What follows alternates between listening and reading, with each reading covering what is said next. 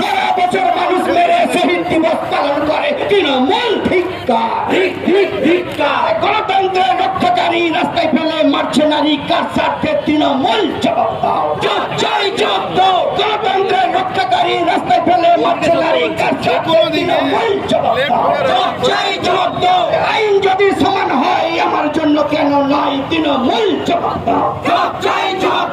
আইন যদি সমান হয় আমার জন্য কেন নয় তৃণমূল জবাব দাও। মুখ্যমন্ত্রী ঘুমের ঘরে গণতন্ত্র গুমরে মরে তৃণমূল হায় হায়।